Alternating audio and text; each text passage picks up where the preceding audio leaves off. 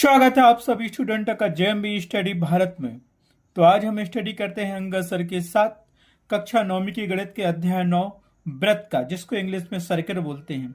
ये व्रत का भाग नंबर 1 है, जिसमें हम जानेंगे परिचय। भाग 1 में व्रत क्या कहलाता है, व्रत की त्रिज्या क्या होती है, व्रत की परिधि किसे कहते हैं, व्रत का व्यास क्या कहलाता है और व्रत का केंद्र क्या कहलाता है।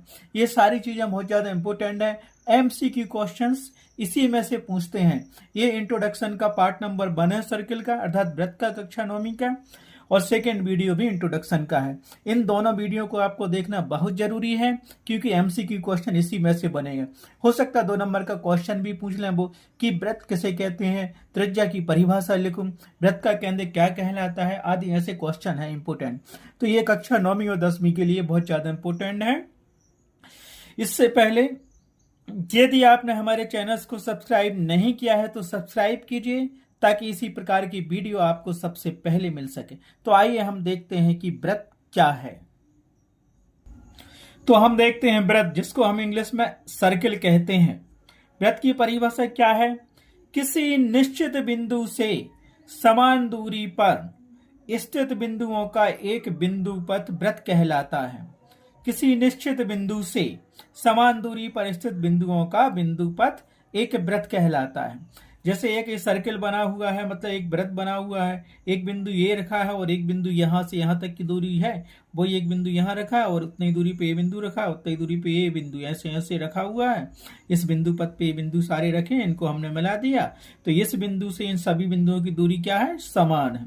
बिंदुओं की समान है तो इसे हम क्या कहेंगे? व्रत कहेंगे। इस बिंदु को हम व्रत का क्या कहते हैं? केंद्र। ओ जहां क्या है? ओ व्रत का केंद्र है। और ओ ये क्या कहलाती है? ये ओ ये मतलब ये व्रत की त्रिज्या कहलाती है, और ये पूरा व्रत है। ठीक है। अब चाहे यहां से ऐसी खींचो रेडियस त्रिज्या, या ये जोड़ो या ये जोड़ो, और यहां से ये जोड़ो, ये जो ओ ए की जितनी दूरी होगी उतना इसकी दूरी होगी, उतना इसकी होगी, इतना इसकी दूरी होगी। एक व्रत की त्रिज्या हमेशा समान दूरी पर रहती है। ठीक है। तो जैसे पूछता है कि व्रत की परिभाषा क्या है या व्रत क्या कहलाता है, तो आप केवल 2 नंबर में इतना ही लिखेंगे, किसी निश्चित बिंदु से, मतलब इस बिंदु से समान दूरी पर, इतनी दूरी पर स्थित बिंदु, ये बिंदु स्थित है, बिंदुओं का एक बिंदु पथ व्रत कहलाता है। ठीक है। ये घूम रहा है ऐसा निश्चित दूरी पर इस केंद्र से, ये व्रत कहलाता है। व्रत की परिभाषा याद आ गई। और दूसरी बात देखना है तो हम फिर से समझते हैं अच्छे से। एक कागज लेते हैं और उस पर दिखाते हैं हम कि व्रत क्या कहलाता है। हमने एक कागज लिया, एक बिंदु है, इस बिंदु से समान दूरी पर ये बिंदु रखे हुए हैं, ऐसे ये रखे हुए, यहां से बनाया, प्रकार से बनाना। इन बिंदुओं को मिला दिया, इन बिंदु की दूरी क्या होगी? समान होगी। जितनी दूरी ये है, मान लो 10 है, तो ये 10 इसकी होगी, 10 इस बिंदु की होगी, 10 इसकी होगी, 10 इसकी होगी, 10 इसकी, 10 इसकी, 10 इसकी, 10 इसकी, 10 इसकी, 10 इसकी। इस पूरे को मिला दो तो ये क्या बन गया? व्रत बन गया। और यहां से यहां तक की दूरी 10 सेंटीमीटर है, तो रहते 10 सेंटीमीटर हो जाएगी। आया समझ में आपको? ठीक है। और ये बिंदु क्या कहलाता है? व्रत का केंद्र कहलाता है। और यहां से यहां तक की दूरी ये व्रत की त्रिज्या कहलाती है, परिधि है। और ये क्या कहलाती है? परिधि कहलाती, जो ये है परिधि, इसको हम व्रत की परिधि कहते हैं। अब व्यास क्या कहलाता है? परिधि की परिभाषा क्या है वो हम आगे बताएंगे। इसमें केवल अभी हमें केवल व्रत की परिभाषा देखनी थी, तो हमने बता दिया। और इसमें ये व्रत का केंद्र होता है, ये पूरी परिधि होती है, यहाँ से यहाँ तक की दूरी त्रिज्या होती है, चाहे ये हो चाहे यहाँ से यहाँ तक की दूरी हो, त्रिज्या होती है। आया समझ में? कोई पूछता है कि व्रत क्या है, तो आप बोलना किसी निश्चित बिंदु से समान दूरी पर स्थित बिंदुओं का बिंदु पथ व्रत कहलाता है। ठीक। अब हम देखते हैं कि व्रत की परिधि, सर्कमफ्रेंस क्या कहलाता है, व्रत की परिधि क्या कैसे है। व्रत की परिधि कई प्रकार से दे सकते हैं परिभाषा व्रत की परिधि की। एक व्रत बना हुआ है, और हमने पहले ही बता दिया कि ये जो सर्कल दिया है, ये पूरा मान लो यहां से ऐसा चले तो ये पूरा क्या हो गया? परिधि, मतलब ये बाउंड्री हो गई एक। ठीक है। इसको हम परिधि कहते हैं। लिखेंगे कैसे? व्रत के चारों ओर की दूरी को व्रत की परिधि कहते हैं। मतलब ये सर्कल बना हुआ है, इसके चारों ओर की जो दूरी होगी उसको हम क्या कहेंगे? परिधि कहेंगे। या तो ये परिभाषा लिख दो 2 नंबर में, ये नहीं लिखना तो ये देख लो, वृत्ताकार घेरे की लंबाई को वृत्त की परिधि कहते हैं। यहां से यहां तक चलने में इतनी दूरी जितनी होती है वो क्या कहलाती? वृत्त की परिधि कहलाती। और ये परिभाषा आपको याद नहीं होती तो ये परिभाषा याद कर लो। संपूर्ण वृत्त की लंबाई को वृत्त की परिधि कहते हैं। संपूर्ण वृत्त की लंबाई मतलब यहां से स्टार्ट करते हैं और यहां तक आ गई ये दूरी। कितने चल के आए? यहां से चले और यहां से 10 सेंटीमीटर हो गया पूरा, तो क्या हो गई? 10 सेंटीमीटर वृत्त की परिधि हो गई। आया समझ में? तो वृत्त की परिधि क्या कहते हैं? वृत्त के चारों ओर की दूरी को वृत्त की परिधि कहते हैं, या वृत्ताकार घेरे की लंबाई को वृत्त की परिधि कहते हैं, या संपूर्ण वृत्त की लंबाई को वृत्त की परिधि कहते हैं। इस प्रकार वृत्त की परिधि आपको समझ में आ गया। परिधि की पूछेगा परिभाषा तो ये चित्र बना देना, इस परिधि दर्शा देना, नीचे वृत्त लिख देना और कोई एक परिभाषा लिख देना इन 3 परिभाषाओं में से। ठीक है। एमसीक्यू क्वेश्चन पूछ सकता है कि वृत्त के चारों ओर की दूरी को वृत्त की खाली स्थान कहते हैं, तो आप लिख दोगे कि परिधि कहते हैं। ठीक है। अब देखते हैं हम वृत्त का केंद्र क्या कहलाता है। इंग्लिश में इसको बोलते हैं centre of circle. Centre means केंद्र और सर्किल मीन्स वृत्त।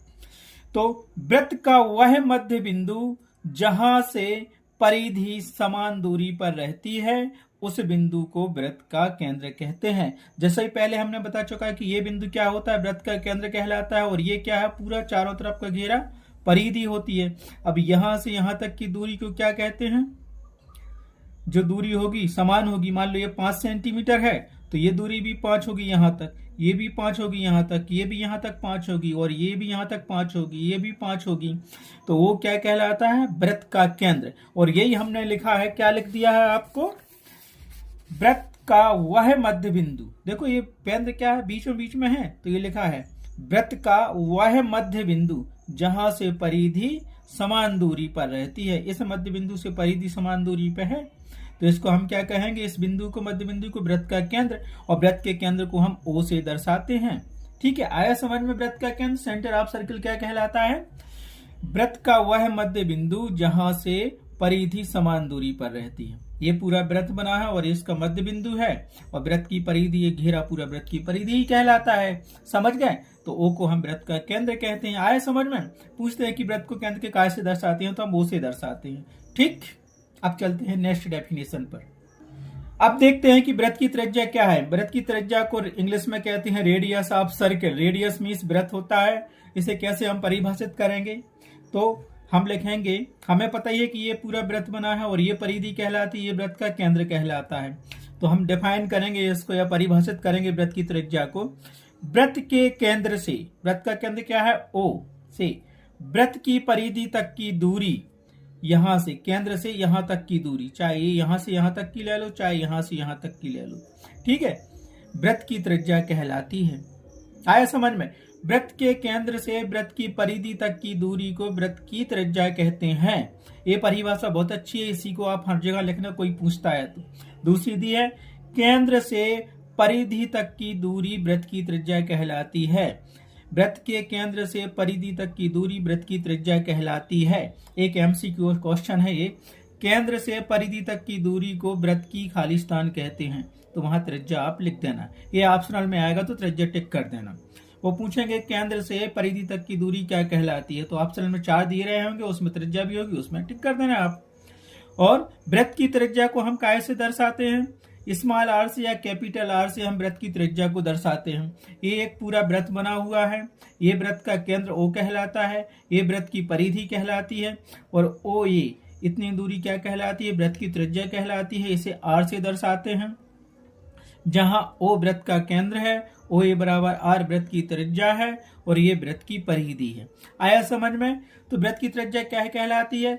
वृत्त के केंद्र से वृत्त की परिधि के बीच की दूरी वृत्त की त्रिज्या कहलाती है, क्योंकि परिधि तो हमेशा वृत्त के केंद्र से समान दूरी पे रहती है, चाहे वो ये हो, चाहे यहाँ की हो, चाहे यहाँ की दूरी हो, चाहे यहाँ की दूरी हो। ठीक है। तो वृत्त की त्रिज्या समझ में आ गया आपको। ठीक। अब चलते हैं नेक्स्ट डेफिनेशन पर। वृत्त का व्यास क्या कहलाता है? एक वृत्त बना हुआ है। ठीक है। तो वृत्त के व्यास को हम कैसे परिभाषित करेंगे? इसको कहते हैं डायमीटर ऑफ सर्किल इंग्लिश में। तो ये वृत्त के एक छोर से केंद्र के माध्यम से गुजरने वाली रेखा वृत्त का व्यास कहलाती है।